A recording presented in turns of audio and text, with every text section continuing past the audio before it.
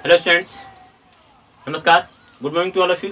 आइए हम लोग जो है इस वीडियो लेक्चर के अंतर्गत जो है जो संधारित्र होता है, समांतर प्लेट संधारित्र, उसी को जो है हम लोग अलग अलग प्रकार करके जो है थोड़ा सा उस पर हम लोग अध्ययन और कर लेते हैं, जिससे कि पूरी डिटेल में हमें क्या हो जाएगा, पूरे अच्छे से एकदम डिटेल में जो है इसकी जानकारी हमें प्राप्त हो जाएगी अगर इस वीडियो को आप अगर अच्छे से आप देखते हैं तब। क्योंकि इसके पहले हम लोग जो है समांतर प्लेट संधारित्र के बारे में बात की थी कि समांतर प्लेट संधारित्र की धारिता कितनी होती है। अब हम क्या करेंगे, हम लोग जानते हैं कि जो समांतर प्लेट संधारित्र होता है उसके बीच में हम लोग को जो है कोई परावैद्युत पदार्थ रख सकते हैं। तो जब परावैद्युत पदार्थ रखते हैं उसके लिए भी हम लोग व्यंजक कल ज्ञात किए थे। ठीक है, कि यदि किसी प्लेट के अंदर जो है परावैद्युत पदार्थ होता है, ठीक है, तो उनके बीच उनकी जो है धारिता कितनी होगी उसके लिए व्यंजक प्राप्त किए थे। तो सबसे पहले आप उन सूत्रों को याद किए होंगे, तो सबसे पहले जो आप उनका कमेंट बॉक्स में जो उसको लिखिए कि यदि कोई जो है समांतर प्लेट संधारित्र है और उसके बीच में परावैद्युत पदार्थ रखा गया तो उसकी धारिता कितनी होगी उसके लिए आप व्यंजक तुरंत जो है आप कमेंट बॉक्स में लिखिए। और ठीक उसके बाद जो है वायु के लिए भी लिखिए कि उसकी वायु के लिए जो है धारिता कितना होगा। दोनों का सूत्र जो है तुरंत आप कमेंट बॉक्स में उसको लिख दीजिए। ठीक है, चलिए अब हम लोग चलेंगे आगे, इसके बढ़ेंगे कि मान लीजिए कि जो प्लेट है, प्लेट के अंदर जो परावैद्युत पदार्थ को जो रखा जा रहा है, जो प्लेट के अंदर जो परावैद्युत पदार्थ को रखा जा रहा है, क्या हम उस प्लेट के अंदर परावैद्युत पदार्थ को पूर्ण रूप से भर देंगे, परावैद्युत पदार्थ को पूर्ण रूप से भर देंगे, या उसको हम लोग आंशिक रूप से भरेंगे। तो उसी की कुछ स्थितियां हैं। अगर मान लीजिए कि आंशिक रूप से जो है वो भरा गया है तो उसकी परावैद्युतांक धातु का जो है समांतर प्लेट संधारित्र की धारिता कितनी होगी, या मान लीजिए कि उसको पूर्ण रूप से भर दिया गया तो उसकी धारिता कितनी होगी। तो फिर से हम लोग जो है धारिता निकालेंगे, लेकिन समांतर प्लेट संधारित्र की अलग अलग स्थितियों में ज्ञात करेंगे। और मैं आपको बता दूं कि ये जो है एक बहुत ही महत्वपूर्ण टॉपिक होगा और ये मैं इस पे जो है आपको ज़्यादा समय नहीं खर्च करूंगा, क्योंकि ध्यान दीजिए, क्योंकि ये आपका जो एनसीईआरटी बुक है उसमें नहीं दिया है, परंतु नॉलेज के लिए हमारे लिए बहुत ही उपयोगी है। क्योंकि जब आप किसी भी अदर एग्जाम में बैठेंगे तो वहाँ पर जो है ये बहुत ज़्यादा आपको जो है मदद करेगा। तो चलिए हम लोग जो है शुरू करते हैं। सबसे पहला जो टॉपिक होगा वो हमारा होगा आंशिक परावैद्युत युक्त समांतर प्लेट संधारित्र की धारिता। मतलब कि यहाँ पर जो परावैद्युत है उसको क्या किया गया, आंशिक रूप से जो है क्या किया गया है, प्लेटों के अंदर जो है भरा गया है, मतलब कि पूर्ण रूप से नहीं भरा गया है। ठीक है, तो इसकी फिगर अगर हम बनाते हैं तो देखिए सबसे पहले हम क्या करेंगे, दो प्लेट यहाँ पे ले लेंगे। ये मान लेते हैं एक्स प्लेट है, ये वाई प्लेट है, और इसको हम लोग क्या करते हैं, इस एक्स प्लेट को प्लस क्यू आवेश देते हैं और इसको हम क्या करते हैं, पृथ्वी से संबंधित कर देते हैं। तो जब इसको हम पृथ्वी से संबंधित कर देंगे, पृथ्वी से जब इसको जोड़ देंगे तो हम लोग जानते हैं कि इसको प्लस क्यू आवेश दिए हैं। ठीक है, प्लस क्यू आवेश दिए हैं तो क्या होगा, इस पे प्रेरण के कारण जो इस पे माइनस आवेश आ जाते हैं। जब जोड़ा जाएगा पृथ्वी से, जब जोड़ दिया जाएगा तो आ जाएगा। ठीक, तो ये हो गया, इस पे प्लस क्यू आवेश दिया गया है। हम लोग मान लेते हैं कि इस प्लेट का जो क्षेत्रफल है ए है, इसका भी क्षेत्रफल कितना है, ए है। ठीक है, और इसका जो पृष्ठीय आवेश घनत्व है उसको प्लस सिग्मा मानते हैं और इसको माइनस सिग्मा मान लेते हैं। ठीक है, अब क्या किया जा रहा है, इन दोनों प्लेटों के बीच में एक परावैद्युत पदार्थ रखा जा रहा है और वो परावैद्युत पदार्थ कैसा है, आंशिक रूप से, मतलब कि पूर्ण रूप से इसको भरा नहीं जा रहा है, इसको हम लोग आधे रूप से ही भरते हैं। ठीक है, तो यहाँ पे मान लीजिए कि एक जो है, ठीक है, यहाँ पे एक मान लीजिए ये इतना मोटाई का, ठीक है, ये इतना मोटाई का मान लेते हैं कि टी मोटाई का क्या है, एक परावैद्युत पदार्थ जो है यहाँ पे रख दिया जाता है। परावैद्युत पदार्थ जो है टी मोटाई का रख दिया जाता है। ये मान लेते हैं कि यहाँ से यहाँ तक ये टी मोटाई है। ठीक है, और यहाँ से आगे जो दूरी है वो हम लोग जानते हैं कितना होता है, डी होता है। ठीक है, तो ये टी मोटाई का परावैद्युत पदार्थ रख दिया गया है। यहाँ पे एक खाली स्थान है, अर्थात मान लीजिए कि यहाँ पे वायु है, क्या है, वायु, इधर भी क्या है, वायु है। तो यहाँ पर भी वायु है, यहाँ पर भी वायु है, और ये परावैद्युत पदार्थ हो गया जो टी मोटाई का है। अब देखिए इसमें हम लोग जानते हैं कि जो विद्युत क्षेत्र होता है वो प्लस से माइनस की तरफ होता है, उसकी दिशा, तो विद्युत क्षेत्र प्लस से माइनस की तरफ होगा। लेकिन यहाँ पे दो विद्युत क्षेत्र होगा, क्योंकि यहाँ पे दो माध्यम हो जा रहा है, एक परावैद्युत पदार्थ हो जा रहा है और एक वायु हो जा रहा है। तो वायु में जो विद्युत क्षेत्र है उसको मान लेते हैं कि वह E1 है, और जो परावैद्युत पदार्थ में जो विद्युत क्षेत्र है उसको मान लेते हैं कितना, E2 मान ले रहे हैं। ठीक है, और इसका जो परावैद्युतांक होगा उसको हम लोग मान ले रहे हैं कितना, K। उसको अब इसका परावैद्युतांक K मान ले रहे हैं कि इसका परावैद्युतांक जो डाइलेक्ट्रिक कांस्टेंट है उसका मान हो गया है K। अब हम क्या करेंगे, हम इसकी धारिता निकालेंगे। ठीक है, तो जब हम इसकी धारिता निकालेंगे तो हम कैसे निकालेंगे, हम लोग जानते हैं कि धारिता निकालने के लिए सबसे पहले विभवांतर को ज्ञात करना पड़ता है कि इस प्लेट के बीच विभवांतर कितना है। इस प्लेट के बीच विभवांतर निकालेंगे और जब विभवांतर प्राप्त हो जाएगा तो जो धारिता का सूत्र होता है C बराबर Q/V, हम V का मान वहाँ पे रख देंगे, हमें क्या हो जाएगा, प्राप्त हो जाएगा। तो सबसे पहले हम क्या करेंगे, सबसे पहले हम लोग विभवांतर निकालेंगे। विभवांतर निकालने के लिए हमें विद्युत क्षेत्र चाहिए, क्योंकि V बराबर जानते हैं E × D होता है, इसको हम लोग पढ़े हुए हैं। ठीक है, तो हम चलिए सबसे पहले देखिए, ध्यान दीजिए कि जो ये प्लस ये है, ये जो सिग्मा है, इस सिग्मा का मान पहले लिखते हैं। तो ये प्लस सिग्मा का मान कितना हो जाएगा, तो देखिए जो पृष्ठीय आवेश घनत्व होता है, पृष्ठीय आवेश घनत्व सिग्मा कितने के बराबर होगा, Q/A के बराबर होगा ये Q/A के बराबर होगा। अगर हम क्या करते हैं, अगर हम जो वायु वाला क्षेत्र है, वायु वाला क्षेत्र में विद्युत क्षेत्र कितना है, E है, तो हम क्या करते हैं, प्लेटों के बीच वायु क्षेत्र में विद्युत क्षेत्र की तीव्रता निकालते हैं। तो लिखेंगे यहाँ पे प्लेटों के बीच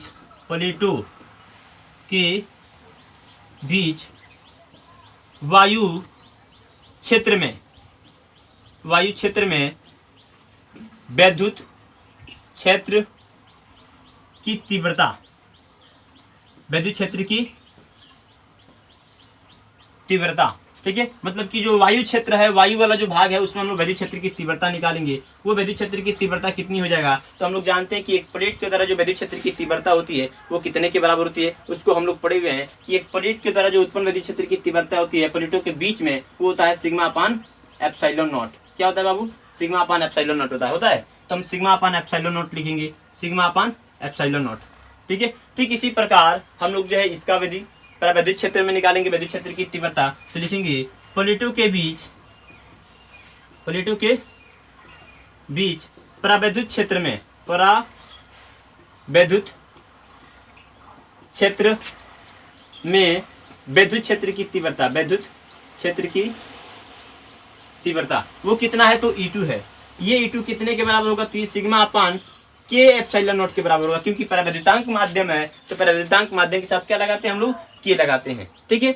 अब हम क्या करेंगे, विद्युत क्षेत्र हम लोग ज्ञात कर लिए हैं। अब हम लोग जानते हैं कि दोनों के बीच विभवांतर निकालते हैं। तो जब इन दोनों प्लेटों के बीच विभवांतर निकालेंगे, तो यदि मान लेते हैं कि इन प्लेटों के बीच विभवांतर भी है, तो ये भी कितने के बराबर होगा, तो ये विभवांतर भी जो है ये E/D के बराबर होता है, E/D के बराबर होता है। तो ध्यान दीजिए ये E/D के बराबर होता है, मतलब कि D क्या होता है, उसकी मोटाई होती है। क्योंकि विद्युत क्षेत्र कितना है, 2 है, तो विभवांतर भी 2 होगा इसके अंदर। एक यहाँ पे E1 के लिए हो जाएगा और एक E2 के लिए हो जाएगा। दोनों को क्या कर देंगे, एक साथ में जोड़ देंगे। मतलब E1 के द्वारा जो विभवांतर निकलता है वह मान और जो E2 के द्वारा जो निकलता है विभवांतर वह मान, दोनों को जोड़ देंगे तो इस प्लेट के बीच जो कुल विभवांतर होगा उसका परिमाण हो जाएगा।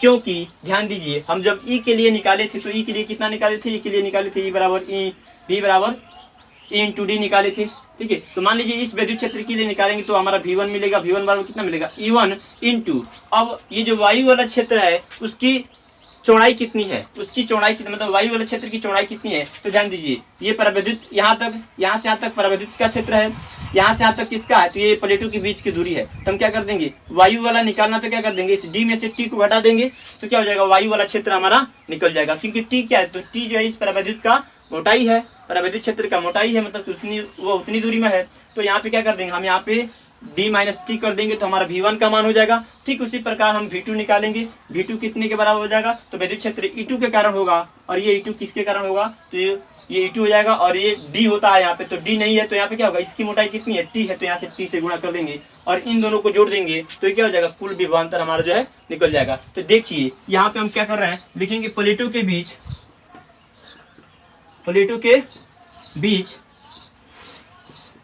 विभवांतर, प्लेटों के बीच विभवांतर निकालेंगे, वो V होगा, ठीक है। यहाँ पे लिखते हैं V, ठीक है, और ये V कितने के बराबर होगा, कि V बराबर होगा E1 इंटू D-T के प्लस E2 इंटू T हो जाएगा, ठीक है। ये इतना होगा, यहाँ पे E1 - T हो जाएगा, D-T हो जाएगा, और D-T क्या, तो वायु की क्षेत्र है, वायु वाला क्षेत्र है, ठीक है। जहाँ आप दिखा सकते हैं यहाँ पे D-T क्या है, वायु क्षेत्र, D-T क्या है, वायु वाला क्षेत्र है, और T क्या है, तो ये परावैद्युत वाला क्षेत्र है, ठीक है, मतलब कि उसकी दूरी है, ठीक है। यहाँ पे ये अभी हमारा विभवांतर हो गया। अब हम क्या करेंगे, E1 और E2 का मान यहाँ पे रखेंगे, तो हम लिखेंगे E1 तथा E2 का मान रखने पर, जब हम E1 और E2 का मान रखेंगे तो V बराबर कितना मिलेगा, E1 का मान कितना है, σ/ε0 कोष्टक में D-T, अब प्लस E2 का मान कितना है, σ/K/ε0 है, K/ε0, और ये हो जाएगा इंटू T, ठीक है। अब हम जो इसमें से कॉमन निकलने वाला है उसको निकाल लेते हैं। तो कॉमन क्या निकल सकता है, इसमें से सिग्मा निकल सकता है और ε0 निकल सकता है। तो देखिए हम इसमें से निकालेंगे बाबू, सिग्मा अपान एप्सिलॉन नॉट कोष्टक में यहाँ पे डी माइनस टी है और यहाँ पे प्लस है और ऊपर यहाँ पे टी बचेगा, नीचे बचेगा के। ये हमारा क्या हो जाएगा, ये अंदर इसके बच जाएगा। ठीक है, क्योंकि अब क्या करेंगे, जो सिग्मा का मान होता है सिग्मा के मान को यहाँ पे रख देते हैं। सिग्मा का मान कितना है, यहाँ पर इतना दिया है, तो हम सिग्मा के मान को यहाँ पे क्या कर देंगे, रख देंगे, उसको पुट करेंगे वहाँ पे, तो लिखेंगे इसके नीचे सिग्मा का मान रखने पर, सिग्मा का मान रखने पर। ठीक है, तो जब सिग्मा का मान रखेंगे, ठीक है, तो इसके आगे देखिए हम इसको मिटाते हैं, ये समझने के लिए आपको लिखे थे। ठीक है, ये समझने के लिए ये वाला भाग लिखे थे यहाँ पे, ये वाला। ठीक है, तो देखिए चूंकि इसको भी मिटा देते हैं और यहाँ पे लिख देते हैं शॉर्ट में यहाँ पे ये डी माइनस टी क्या होता है, तो ये होता है वायु क्षेत्र होता है, वायु क्षेत्र। ठीक है बाबू, ये अब हम क्या करते हैं, यहाँ पे सिग्मा का मान रखेंगे उसमें, तो देखिए हमारा क्या व्यंजक मिलेगा। तो यहाँ पे सिग्मा का मान जब रखेंगे तो हमारा भी बराबर मिलेगा, सिग्मा का मान कितना है, तो क्यू अपान ए है, तो Q upon A I into epsilon not पहले से वहाँ पे है, और कोष्टक में क्या, तो डी माइनस टी है, D minus T plus T upon K. ये क्या हो जाएगा, ये विभवांतर हो जाएगा। हमने विभवांतर क्या कर दिया, प्लेट के बीच विभवांतर ज्ञात कर लिया है। अब हम क्या करेंगे, अब हम लोग जो है इसका संधारित्र की धारिता का सूत्र लगाएंगे। हम लिखेंगे संधारित्र की धारिता, संधारित्र की धारिता, संधारित्र की धारिता कितनी होगी, तो संधारित्र की धारिता जो सी बराबर क्यू अपान भी होता है, भी का मान वहां पे रख देंगे, तो क्यू अपान भी, और भी का मान कितना है, तो Q upon A epsilon naught कोष्टक में D minus T plus D upon K. ये सूत्र है। हम क्या कर सकते हैं, के को कैंसिल कर सकते हैं, 1 अपान एप्सिलॉन नॉट, ये क्या हो जाएगा, ये ऊपर चला जाएगा, 1 अपान ए एप्सिलॉन नॉट, ये मतलब ए एप्सिलॉन नॉट ये ऊपर चला जाएगा। ठीक है, तो चलिए हम इसको मिटाते हैं, इसका आप स्क्रीनशॉट ले लीजिए, इसके बाद से हम लोग आगे बढ़ते हैं। ठीक है, इसका स्क्रीनशॉट ले लीजिए, हम इसको यहाँ से यहाँ तक मिटाते हैं बाबू, देखिए ध्यान से। तो यहाँ पे एप्सिलॉन नॉट जो है, ए एप्सिलॉन नॉट ये ऊपर चला जाएगा, तो हम यहाँ पे लिख सकते हैं सी बराबर ए एप्सिलॉन नॉट अपान कोष्टक में कितना हो जाएगा, तो D minus T plus T upon K. ठीक है, एकदम ध्यान से इसको देखते रहिए आप लोग। तो ये आपका इतना हो गया, ये हमारा क्या हो जाएगा, तो ये हमारा जो है परावैद्युतांक मतलब कि धारिता हो जाएगा। ठीक है, ये हमारा एक व्यंजक हो जाएगा, ये एक सूत्र हो जाएगा। ठीक है, ये एक सूत्र हो गया, मतलब कि यदि जो है कोई समांतर प्लेट संधारित्र है, उसके बीच में टी मोटाई का कोई परावैद्युत पदार्थ रख दिया गया है, कोई परावैद्युत पदार्थ रख गया है, तो उसकी धारिता कितनी होगी इस प्लेट की, तो उसकी धारिता हो जाएगी सी बराबर A epsilon naught upon D minus T plus T upon K. T क्या है, तो उसकी मोटाई है, डी क्या है, तो प्लेटों के बीच की दूरी है, और के क्या है, तो परावैद्युतांक है, जो उस पदार्थ को रखा गया उसका परावैद्युतांक। देख रहे हैं ना, सभी का मतलब मालूम है। ए क्या है, तो प्लेट का क्षेत्रफल, और एप्सिलॉन नॉट क्या है, तो निर्वात की वैद्युतशीलता है। ये हम लोग पढ़े हुए हैं। ठीक है, ये इस तरह हो जाएगा, या इसी को हम एक और तरीके से लिख सकते हैं, सी बराबर ए एप्सिलॉन नॉट अपान, इसमें से हम क्या कॉमन ले सकते हैं, टी को कॉमन ले सकते हैं, तो डी माइनस टी कोष्टक में 1 प्लस कितना आ जाएगा, 1 प्लस टी अपान के। चूंकि ध्यान दीजिए हम क्या करेंगे, इसमें गुणा करेंगे टी हो जाएगा, और इसमें गुणा करेंगे तो यहाँ पे माइनस रख लेते हैं, यहाँ पे माइनस हो जाएगा, क्योंकि माइनस माइनस प्लस हो जाएगा फिर से। ठीक है, तो देखिए हम क्या किए हैं, इसमें से इन दोनों में से टी को कॉमन निकाल लिए हैं, सॉरी यहाँ पे जब टी को कॉमन निकालेंगे तो यहाँ पे 1 बच जाएगा, क्या बचेगा 1। तो देखिए यहाँ पर भी ये भी 1 हो गया। ठीक है, तो यहाँ पे टी को कॉमन निकालिए, तो ये भी सूत्र हो सकता है, इस तरह भी आप इसको लिख सकते हैं। तो ये दोनों हमारा क्या हो जाएगा, व्यंजक हो जाएगा, सूत्र हो जाएगा। ठीक है, ये बात सभी लोगों को समझ में आ रही है, यहाँ तक सबको समझ में आए तो यस लिखिए और इसके आगे बढ़ते हैं।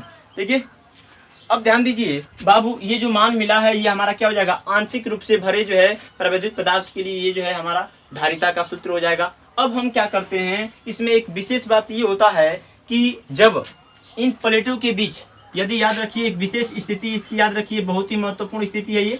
ठीक है, इस स्थिति को याद रखिए कि यदि इन प्लेटों के बीच क्या कर दिया जाए, धातु भर दिया जाए। क्या भर दिया जाए, धातु। अगर हम धातु को भर देते हैं, ठीक है, तो जब धातु भर देंगे तो उसका जो के का मान होता है, जो परावैद्युतांक होता है, आप याद रखिए कि उस के का मान जो है परावैद्युतांक कितने के बराबर होता है, तो अनंत के बराबर होता है। तब उस के का मान कितने के बराबर हो जाएगा, अनंत के बराबर हो जाएगा। जब के का मान अनंत के बराबर हो जाएगा तब हम धारिता अगर निकालें तो A upon epsilon naught upon D minus T plus T upon, यहाँ पे पहले वाले के लिए निकाल रहे हैं, ये अनंत हो जाएगा। तो ये क्या हो जाएगा, ये जीरो हमारा हो जाएगा। तो हम क्या लिख सकते हैं, ये तो जीरो कम खत्म इसका, तो हम सी बराबर क्या लिख सकते हैं, ए epsilon naught upon D minus T.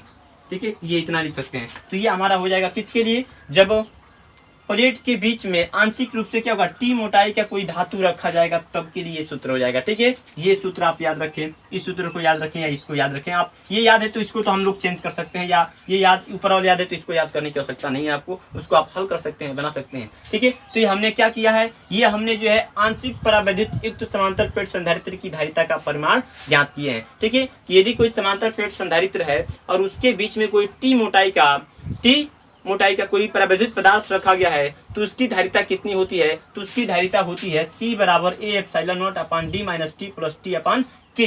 यदि जो है उस परावैद्युत पदार्थ जो है अगर उसके जगह पे धातु रख दिया जाए तो उसके लिए इतना सूत्र हो जाएगा। इस व्यंजक को आप याद रखें। ठीक है, तो बहुत इजी तरीके से हमने बताया आपको। ठीक है, तो इसको आप नोट कर लीजिए, स्क्रीनशॉट ले लीजिए। इसके बाद से हम लोग अगला टॉपिक लेते हैं और उसको पढ़ते हैं। ठीक है, अब हम लोग क्या करते हैं, अनेक परावैद्युत युक्त समांतर प्लेट संधारित्र की धारिता, मतलब कि हमने एक रखा था, परावैद्युत पदार्थ को एक रखा था, अब हम लोग एक से अधिक रखेंगे और तब उसकी जो है हम लोग क्या करेंगे, धारिता का परिमाण निकालेंगे। हम इतना नहीं करना पड़ेगा, हमें इसी व्यंजक को याद रखेंगे, हम लोग इसी व्यंजक पे जो है बहुत आसानी से ज्ञात कर सकते हैं। तो चलिए इसको अब हम इरेज करते हैं, इसको मिटाते हैं। ठीक है, अब देखिए इसके आगे क्या होता है। ठीक है, तो अब हम क्या करेंगे, अब हम जो धारिता निकालेंगे या जो समांतर प्लेट से संधारित्र होगा उसमें क्या होगा, उसमें आपको याद रखना है कि उसके बीच में अनेक परावैद्युत पदार्थ रखे जाएंगे। मतलब ये टी मोटाई का अनेक परावैद्युत पदार्थ जो हो सकते हैं, T1 मोटाई का हो सकता है, T2 मोटाई का हो सकता है। तो चलिए सबसे पहले हम ये क्या करते हैं, परावैद्युत ये बनाते हैं, समांतर प्लेट बना देते हैं। ये एक समांतर प्लेट है, इस पर हम क्या करते हैं, इसको प्लस Q आवेश देते हैं बाबू। ठीक है, और इसको पृथ्वी से संबंधित कर देते हैं। ठीक है, और हमने क्या किया, यहाँ पे जब ये प्लस आवेश यहाँ पे हो जाएगा, मतलब कि यहाँ पे चलिए प्लस का आवेश दे रहे हैं तो हम लोग समझ लेंगे कि इसकी प्लस आवेश इसमें माइनस आवेश है। ठीक है, ये x है और ये y है, बाकी सब वही है, क्षेत्रफल उतना ही है जितना पहले था। ठीक है, अब ध्यान रखिए यहाँ पर क्या कर दिया गया है, पहला एक चालक पदार्थ ऐसे रखा गया है, ये एक चालक पदार्थ कर रहे हैं, सॉरी परावैद्युत पदार्थ रखा गया है, एक दूसरा रखा गया है, एक तीसरा भी रखा गया है ऐसे ही। ठीक है, ऐसे ही, और मान लीजिए कि और भी ऐसे ही रखे गए हैं, और भी रखे गए हैं, पूरा भर दिया गया पूर्ण रूप से, इसको मान लीजिए कि भर दिया गया है। एक ऐसे इसको पूर्ण रूप से क्या किया गया है, परावैद्युत पदार्थ से भर दिया गया है। T1 है, T2 है और T3, मतलब कि इसकी मोटाई है, T1 मोटाई का है, T2 मोटाई का है और ये T3 मोटाई का है। इस प्रकार से जो है इनको रखा गया है, ये हम लोग मान लेते हैं। अब जब ऐसे होगा तो इस हालत में इसका परिमाण कितना होगा। ठीक है, इसका परिमाण कितना होगा, ऐसे मान लेते हैं कि n तक हो सकता है, या डॉट डॉट ऐसे चला जाएगा, ऐसे भर देंगे। ठीक है, तो इसको पूर्ण रूप से भर दिया गया है। हेडिंग क्या है, तो हेडिंग में लिखेंगे अनेक परावैद्युत युक्त। यहाँ पे हम आंशिक की जगह पे क्या लिख देंगे, केवल अनेक लिख देंगे। अनेक मतलब कि इसके अंदर अनेक परावैद्युत युक्त पदार्थ जो है रखे गए हैं और उसकी हमें धारिता का परिमाण निकालना है। देखिए कुछ करना नहीं है, बहुत ईजी है। इसके बारे में अगर 2 लाइन लिखना चाहते हैं तो मैं बोल देता हूँ, उसको लिख लीजिए, क्योंकि बहुत छोटा है, बहुत बड़ा नहीं है। जो हम लोग व्यंजक अभी जो ज्ञात किए हैं उसी के आधार पर हमें जो इसका परिमाण निकाल लेना है, बहुत आसान तरीका है। ठीक है, तो आप इसके बारे में लिखिए, माना एक समांतर प्लेट संधारित्र की प्लेटों के बीच K1 K2 K3 dot dot dot परावैद्युतांक वाले पदार्थों को क्रमशः T1 T2 T3 dot dot मोटाइयों की पट्टियां पूर्ण रूप से भर दी जाती है।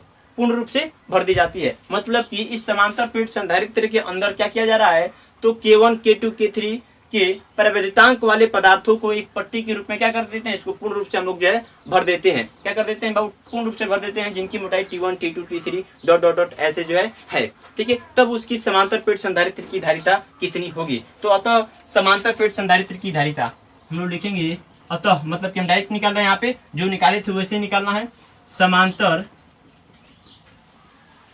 प्लेट संधारित्र की धारिता, जो बोले हैं उस बात को नोट करने के बाद से उसके नीचे ये बात लिखेंगे, अतः समांतर प्लेट संधारित्र की धारिता C कितने के बराबर हो जाएगा। तो देखिए अभी आप C बराबर कितना प्राप्त किए थे, C बराबर प्राप्त किए थे A एप्सिलॉन नॉट अपान कितना D minus T plus T upon के प्राप्त किए थे, D माइनस टी और टी अपान के। अब ध्यान दीजिए यहाँ से यहाँ तक की दूरी कितना होगा, T होगा।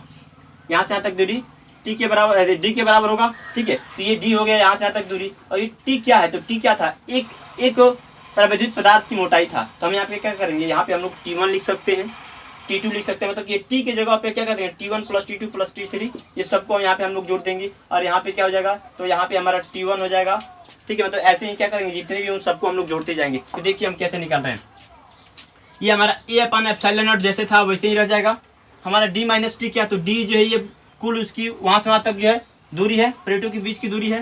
और ये टी क्या है, तो टी एक परावैद्युत पदार्थ का मोटाई था। यहाँ पे कई सारे हैं, तो ये क्या होगा, ये अकेले वाला जो है इन सबके योगफल के बराबर होगा, इन सबके योगफल के बराबर होगा। अर्थात हम यहाँ पे लिखिए T1 plus T2 plus T3 dot dot dot ऐसे कर देंगे हम लोग। ठीक है, थोड़ा इसको बड़ा करते हैं। अब फिर से क्या प्लस का चिन्ह है। अब ये T अपान K है, तो देखिए T1 अपान K1 हो जाएगा, T2 अपान K2 हो जाएगा, T3 upon K3 plus dot dot dot ऐसे इसके बारे में हम लोग लिख देंगे। ये हमारा जो है व्यंजक हो जाएगा, ये हमारा सूत्र हो जाएगा। समझ में आ रही है बात? इस प्रकार से ये हमारा जो है सूत्र प्राप्त होगा यदि जो है किसी समांतर प्लेट संधारित्र के अंदर अनेक परावैद्युतांक वाले परावैद्युत पदार्थों को रखा गया है, तो उसकी धारिता कितनी होगी, तो उसकी धारिता जो है इतनी हो जाएगी। ठीक है, बात सभी लोगों को समझ में आ रही है? तो ये आप सभी लोगों को बात समझ में आ रही हो गई कि यहाँ पे वो क्या था, वो अकेले था, तो भाई अकेले टी था, तो उसकी मोटाई था हमारा। ठीक है, तो मोटाई हो गया, तो मोटाई हम क्या है, तो ये यहाँ से यहाँ तक मोटाई, तो भाई अलग अलग है, सबको जोड़ेंगे।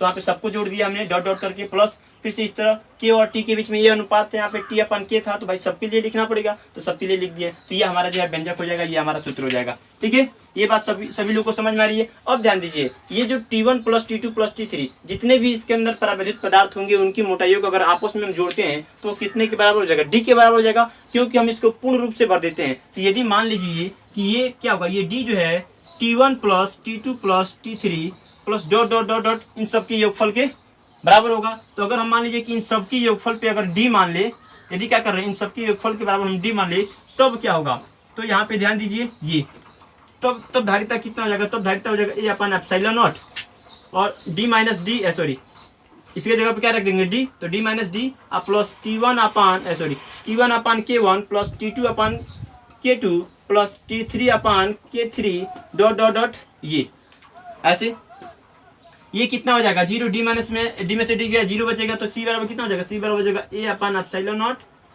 T1 upon K1 plus T2 upon K2 plus T3 upon K3 plus dot dot dot, ऐसे जो है इस प्रकार से ये हमारा हो जाएगा। ठीक है, तो ये हमने क्या किया है, ये हमने जो है निकाल लिया हम लोग कि अनेक परावैद्युत युक्त समांतर प्लेट संधारित्र की धारिता कितनी हो जाएगी, तो ये हो जाएगा। ठीक है, तो ये भी हमारा व्यंजक हो जाएगा और ये ऊपर वाला भी व्यंजक हो जाएगा, दोनों हमारा जो है व्यंजक हो जाएगा। दोनों को आप लोग नोट कर रखेंगे, इसको याद करने की आवश्यकता नहीं है, केवल आपको जो है ये सूत्र याद है तो आप समझ करके इसको बहुत आसानी से लिख सकते हैं। रटंत विद्या नहीं करेंगे आप, उसको प्रैक्टिस करेंगे, जितना ही प्रैक्टिस करेंगे वो उतना ही आपको याद होगा। ठीक है, तो प्रैक्टिस करना बहुत जरूरी होता है। जो कुछ भी आप पढ़ रहे हैं उसको कॉपी में आप नोट करें, उसको याद करें अच्छे से। ठीक है, जितना ही प्रैक्टिस करेंगे वो उतना ही आपको ढंग आएगा। ठीक है, ये काम जरूर करें, इसको एकदम रटे नहीं कि आप सोचेंगे कि ये कठिन है, तो कठिन ही है, बहुत ईजी तरीके से मैं आपको बताया हूँ और बहुत आसान है। बस आपको सोचना है कि आपको कैसे इसको मान भर देना है। ठीक है, तो ये बहुत आसानी से आप जो है इसको भर सकते हैं। तो चलिए, ये हमारा जो है कंप्लीट हुआ। इसके बाद से इसी के आधार पर हम क्या करते हैं, जो प्लेट होता है, जैसे कि मान लीजिए कि अगर ये समांतर प्लेट है, ठीक है, ये अगर समांतर दो प्लेट हैं तो इनके बीच में ये प्लेट ऐसे, मतलब कि ये प्लस आवेश अंदर की तरफ होगा और यहाँ पे माइनस आवेश होगा। ठीक है, तो भाई ये धनावेशित प्लेट है और ये ऋणावेशित प्लेट है। तो हम लोग जानते हुए जिसके ऊपर धनावेश होता है जिसके ऊपर ऋणावेश होता है, तो उनके बीच में क्या होता है, उनके बीच में आकर्षक बल लगता है। तो उस आकर्षक बल का परिमाण कितना होगा उसको भी हम लोग जो है ज्ञात कर लेते हैं, सबसे अच्छा रहेगा सबसे। तो चलिए हम लोग जो है इनके क्या करते हैं, इनके बीच हम लोग वैद्युत बल को ज्ञात कर लेते हैं। ठीक है, तो चलिए देखते हैं कि उसको जो है उस वैद्युत बल का परिमाण कैसे। तो देखिए हमारा जो हेडिंग रहेगा, हम लोग हेडिंग में लिखेंगे आवेशित समांतर प्लेट संधारित्र की प्लेटों के बीच कार्यरत बल। आवेशित समांतर प्लेटों, आवेशित समांतर प्लेटों या आवेशित समांतर प्लेट संधारित्र के बीच कार्यरत बल। ठीक है, कार्यरत आकर्षण बल या बल कह सकते हैं कि इसके बीच में आकर्षण बल ही कार्य करेगा। ठीक है, तो चलिए हम क्या करते हैं, इसका फिगर भी थोड़ा सही से बनाते हैं यहाँ पे। ठीक है, यहाँ पे आप ध्यान दीजिए कि हमने माना कि यहाँ पे ये प्लेट है, ऐसे थोड़ा प्लेट की तरह बना देते हैं इसको हम, आपको अच्छे से समझ में आए। ये दो प्लेट ऐसे रखे गए हैं, ये ठीक है, और यहाँ पे पहला प्लेट है, ये एक्स प्लेट है, ये वाई प्लेट है। ठीक है, इसको हम लोग प्लस क्यू आवेश देते हैं हम लोग, इसको माइनस आवेश मतलब कि इसको पृथ्वी से संबंधित कर दिया जाता है, तो इनके बीच में विद्युत बल का परिमाण कितना होगा। तो ध्यान दीजिए कि हम इसका क्षेत्रफल हम लोग जानते हैं कि इसका क्षेत्रफल कितना होता है, इसका भी क्षेत्रफल हम लोग जानते हैं कितना होता है। ठीक है, तो ये जो प्लेट है, एक प्लेट है, इसको क्या करते हैं हम लोग, ये एक समतल चादर की तरह मानते हैं कि ये क्या है, ये एक समतल अनंत विस्तार का एक समतल चादर है। और एक अनंत विस्तार के समतल चादर के लिए विद्युत क्षेत्र की तीव्रता कितना होता है, उसके लिए हम लोग पढ़े हैं कि E बराबर होता है σ/2 एप्सिलॉन नॉट, जिसके आधार पर हम इसके बीच में क्या करते हैं, विद्युत क्षेत्र की तीव्रता ज्ञात करते हैं। ठीक है, तो ये हमारा हो जाएगा। तो हम क्या करेंगे, ये क्या करेंगे, ये दोनों ही, यहाँ पे एक धनावेश और यहाँ पे आवेश ऋण आवेश है, तो ये क्या करेंगे, ये भी विद्युत क्षेत्र उत्पन्न करेगा, ये भी विद्युत क्षेत्र उत्पन्न करेगा, दोनों ही विद्युत क्षेत्र उत्पन्न करेंगे। तो हम लोग मान लेते हैं कि ये पहला क्या करता है, ये पहला जो प्लेट है ये विद्युत क्षेत्र उत्पन्न करता है E1, और जो क्या होगा, जो इस दिशा में होगा प्लस आवेश से होता है, बाहर की तरफ होता है। ठीक है, तो हम लोग मान लेते हैं कि इस दिशा में क्या होता है, इस दिशा में विद्युत क्षेत्र है E1। ठीक है, ये इस दिशा में विद्युत क्षेत्र E1 कार्य करता है, यहाँ पे लिखते हैं इसको। ठीक है, तो ये हमारा हो जाएगा E1। अब ये मान लीजिए क्या है, ये माइनस आवेश है, माइनस आवेश भी विद्युत क्षेत्र उत्पन्न करेगा। तो माइनस आवेश के लिए क्या होता है, वो बाहर से अंदर की तरफ होता है, तो यहाँ पर आवेश है, तो अगर हम ऐसे दिखाएं तो यहाँ पर हो जाएगा विद्युत क्षेत्र E2 हो जाएगा, जो क्या होगा, बाहर से ऋण आवेश की तरफ है, बाहर से ऋण आवेश की तरफ है। तो क्या होगा, यहाँ पे विद्युत क्षेत्र जो है वो क्या हो जाएगा, प्लस से माइनस की तरफ हो जाएगा प्लस से माइनस की तरफ। तो ये विद्युत क्षेत्र की तीव्रता का हम लोग जो है दोनों की दिशा दिखा दिए। अब ये क्या होगा, अब ये आवेश, ये जो है ये क्या करेगा, ये जो है आवेश, इस आवेश के द्वारा जो विद्युत क्षेत्र की तीव्रता जो उत्पन्न हो रहा है, इसके ऊपर क्या करेगा, विद्युत बल लगाएगा। तो इस विद्युत बल का परिमाण कितना हो जाएगा, ठीक है, उसका परिमाण निकालेंगे। उसका परिमाण हम लोग जानते हैं कैसे निकाला जाता है, जो बल का परिमाण होता है उसको निकालते हैं F बराबर Q इंटू E से निकालते हैं। तो देखिए हम क्या करेंगे, पहले प्लेट के द्वारा जो है उत्पन्न विद्युत क्षेत्र की तीव्रता लिखते हैं। पहले तो लिखेंगे पहले प्लेट से उत्पन्न विद्युत क्षेत्र, पहले प्लेट से उत्पन्न विद्युत क्षेत्र कितना हो जाएगा E1, और यह E1 कितने के बराबर होगा, σ/2 एप्सिलॉन नॉट, सॉरी हाँ σ/2 एप्सिलॉन नॉट के बराबर होगा, σ/2 एप्सिलॉन नॉट के बराबर होगा। सिग्मा कितने के बराबर होता है, सिग्मा बराबर होता है Q/A के। तो चाहे तो आप यहाँ पे क्या कर सकते हैं, E1 का मान आप रख सकते हैं, सिग्मा का मान रख सकते हैं। तो जब मान रखेंगे तो कितना हो जाएगा, Q/2A एप्सिलॉन नॉट हो जाएगा। ठीक, उसी प्रकार आप E2 का भी मान निकाल लेंगे। ठीक है, तो E2 का भी मान निकाल लेंगे आप। ठीक है, तो अब ध्यान दीजिए, पहले हम लोग एक के द्वारा इसके ऊपर कितना बल लग रहा है उसका परिमाण पहले निकाल रहे हैं। ठीक है, तो हम क्या करेंगे, इस विद्युत क्षेत्र के कारण जो है इसके ऊपर बल लगेगा। कैसा बल लगेगा, तो ये अंदर की तरफ लगेगा। क्या करेगा, ये धनावेश जो है इस ऋणावेश को अपनी तरफ आकर्षित करेगा। तो ये क्या करेगा, इसको अपनी तरफ आकर्षित करेगा। तो पहला प्लेट क्या कर रहा है, दूसरे प्लेट पर बल लगा रहा है। तो यहाँ पे देखिए हम लिख देते हैं F21, पहला प्लेट दूसरे प्लेट पर बल लगा रहा है। ठीक है, और वो बल का परिमाण कितना होगा, तो उस बल का परिमाण हम लोग निकालेंगे। तो यहाँ पे लिखेंगे हम लोग पहले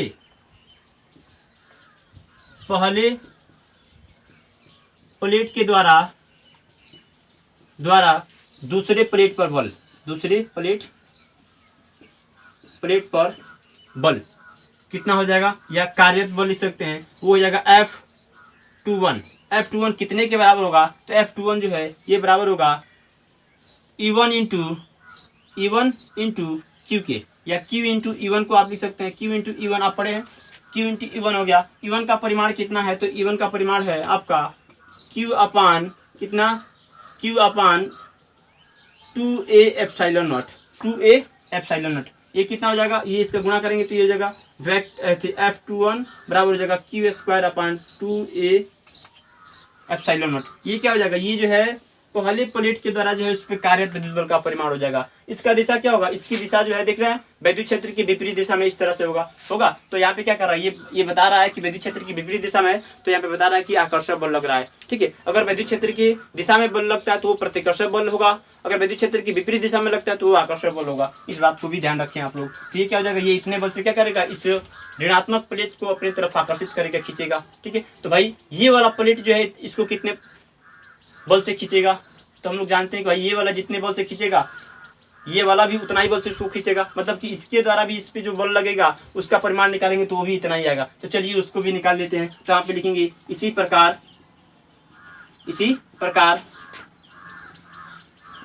दूसरे प्लेट से उत्पन्न विद्युत क्षेत्र वो कितना हो जाएगा, E2 कितने के बराबर हो जाएगा, तो σ/2 एप्सिलॉन नॉट हो जाएगा। सिग्मा कितने के बराबर होता है, Q/A के। तो हम यहाँ पे क्या करते हैं, इसका मान रख देते हैं Q/A 2a एप्सिलॉन नॉट हो जाएगा। ठीक है, ये विद्युत क्षेत्र का मान हो जाएगा, क्योंकि भाई क्या है, इसके ऊपर पृष्ठीय आवेश जितना इसके ऊपर होगा माइनस में होता है, इसके ऊपर प्लस में होगा, इसलिए परिमाण दोनों का बराबर होगा, क्षेत्रफल भी समान होता है। ठीक है, तो ये हमारा इतना हो गया। अब हम क्या करेंगे, इसके द्वारा इसके ऊपर कार्यरत विद्युत बल का परिमाण निकालेंगे। तो लिखेंगे दूसरे प्लेट के द्वारा पहले प्लेट पर कार्यरत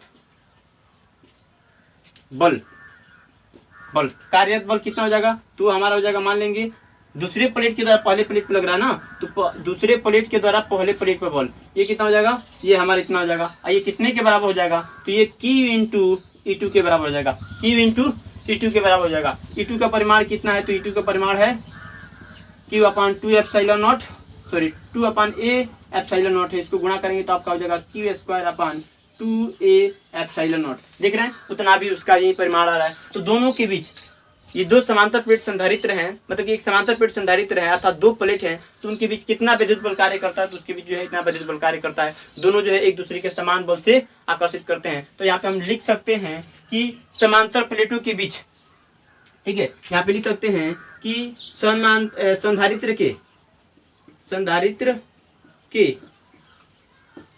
प्लेटों के बीच कार्यरत, ठीक है, विद्युत बल कितना होगा, तो ये F बराबर हो जाएगा कितने के, तो ये बराबर हो जाएगा F21 बराबर होगा F12, मतलब कि इनकी दिशा क्या होगी, इनकी दिशा एक दूसरे के विपरीत होगी। ये क्या करेगा, ये वाला प्लेट इसको इधर खींचेगा और ये वाला प्लेट इसको इधर खींचेगा, मतलब कि ये जो है F12 जो है वह इस दिशा में लगेगा। ये दोनों का होगा, परिमाण आपस में बराबर है, दिशा अलग अलग है, माइनस चिन्ह दिखा सकते हैं, मतलब कि ये क्या कर रहा है, ये हम लोग जानते हैं कि जो कूलाम नियम होता है वो गति के तृतीय नियम का पालन करता है। तो यहाँ पे क्या कर सकते हैं, एक माइनस में दिखा सकते हैं, या ये जो है 1 2 है, यहाँ पे 1 2 है और यहाँ पे 2 1 है, तो ये दिशा भी साथ में दिखा सकता है, या आप इसको माइनस में लिख देंगे। ठीक है, दिशा यहाँ पे क्या कर रहा है, ये दिशा प्रदर्शित कर रहा है। चूंकि इस F का मान कितने के बराबर हो जाएगा, तो हम कर सकते हैं, ठीक है, ये यहाँ पे हो गया, हम कर सकते हैं कि जो इस F का मान है, इस F का मान हो जाएगा Q/2A एप्सिलॉन नॉट। तो इतना बल जो है इनके बीच लगता है, ये इनके बीच इतना बल लगता है, इस बल को आप याद रखें, Q²/2A एप्सिलॉन नॉट। इस बल को, सूत्र को याद रखेंगे, ये आपको जो है किसी भी कॉम्पिटेटिव एग्जाम में बहुत ही सहायता करेगा। ठीक है, तो इस प्रकार से हमने क्या किया है, आवेशित समांतर प्लेट संधारित्रों के बीच कार्यरत बल का परिमाण भी निकाल लिए हैं। ठीक है, इसके बाद से अगले लेक्चर में हम लोग गोलीय संधारित्र के बारे में बात करेंगे, उसके बाद से संधारित्रों का संयोजन पढ़ेंगे, और उसके बाद से संधारित्र का हम लोग ऊर्जा निकालेंगे कि स्थिति ऊर्जा कितना होगा, ये उसके बाद से हमारा चैप्टर समाप्त हो जाएगा। इस प्रकार से हमारा कंप्लीट हो जाएगा।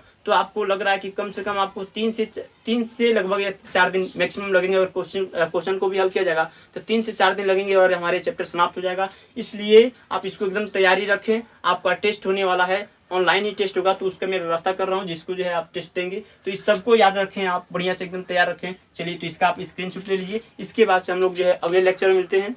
वीडियो पसंद आता है तो लाइक करो, शेयर करो। अगर हमारे चैनल पे आप नए हो तो आप चैनल को सब्सक्राइब करो, साथ में बेल आइकन को प्रेस कीजिए, जिससे कि आपको जो है डेली नोटिफिकेशन मिले। ठीक है, तो चलिए आज के लिए हम लोग इतना रहने देते हैं। आज के लिए गुड बाय।